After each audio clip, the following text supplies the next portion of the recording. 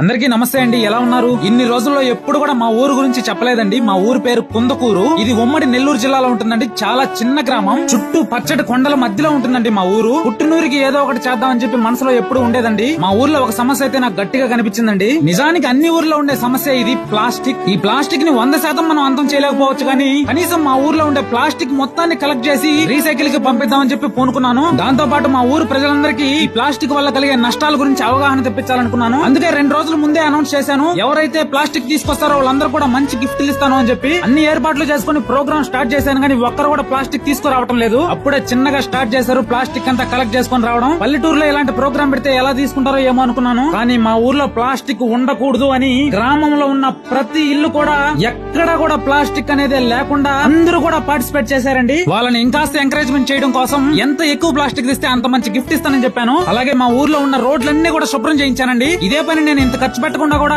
మనుషుల్ని పెట్టి కూడా ఊరంతా శుభ్రం చేయించొచ్చు, కానీ మా ఊరు జనాలకు కూడా ఒక అవగాహన రావాలి, ఈ ప్లాస్టిక్ వల్ల ఎన్ని నష్టాలు ఉంటాయో తెలియాలని చెప్పి వాళ్ళ చేతని ఈ ప్లాస్టిక్ అంతా కలెక్ట్ చేయించానండి. ఇక నుంచి ఎవరు కూడా బయట చెత్త పడేయకుండా చెత్త బండిలో మాత్రమే వేసే వాళ్ళందరినీ గుర్తించి వాళ్ళందరూ కూడా స్పెషల్ గా గిఫ్ట్లు ఇస్తానని చెప్పి మాటిచ్చాను. మీరు నమ్మతారో లేదో, మొత్తం 3.5 ట్రాక్టర్ ట్రక్కుల ప్లాస్టిక్ చెత్తనైతే కలెక్ట్ చేశాను. వెంటనే మా ఊర్లో పెద్దవాళ్ళు కూర్చోవడం కోసం మా అమ్మా నాన్న పేర్ల మీదుగా 8 సిమెంట్ కుర్చీలు అయితే వేయించానండి. మధ్యాహ్నం అత్యంత అంగరంగ వైభవంగా గ్రామంలో ఉన్న మహిళలందరినీ ఎంకరేజ్ చేయడం కోసం ముగ్గులు పోటీలు అయితే నిర్వహించానండి. పార్టిసిపేట్ చేసిన ప్రతి ఒక్కరు కూడా గిఫ్ట్ అందేలా చూస్తున్నానండి. నేను పుట్టాక ఎప్పుడు కూడా ఇంత ఘనంగా ముగ్గులు పోటీ అయితే ఎప్పుడు జరగలేదంటండి. మా ఊర్లో మగవాళ్ళంతా బాగా వేస్తున్నారా అన్నట్టుగా చూస్తున్నారు. మా ఊరి రోడ్డు మొదటిసారి రంగులతో మురిసిపోతుంది. సాయంత్రం మా గ్రామంలో మీటింగ్ పెట్టి స్పెషల్ గెస్ట్ గా మా మండల సబ్ ఇన్స్పెక్టర్ గారైనటువంటి శ్రీ మనోజ్ కుమార్ గారిని ఇన్వైట్ చేసుకున్నామండి. వివిధ ఆఫీసర్లు, గ్రామ పెద్దలను కూడా ఇన్వైట్ చేశాను. వారంతా కూడా ప్లాస్టిక్ వల్ల కలిగే నష్టాలన్నిటి గురించి మా ఊరు ప్రజలందరికీ అర్థమయ్యేలా చెప్పారు. తర్వాత ముగ్గులు పోటీలు అవి నేను వాళ్ళందరూ కూడా ప్రైజ్లు అయితే ఇప్పించానండి. పార్టిసిపేట్ చేసిన వాళ్ళందరూ కూడా ప్రైజ్లు ఇప్పించాను. ఫ్యామిలీ అంతా SSR తో ఒక ఫోటో తీసుకున్నాం. మా ఊరి పెద్దలు నాకు ఒక చిన్న సన్మానం చేశారండి. మా ఊరి గవర్నమెంట్ స్కూల్లో చదివే పిల్లలందరికీ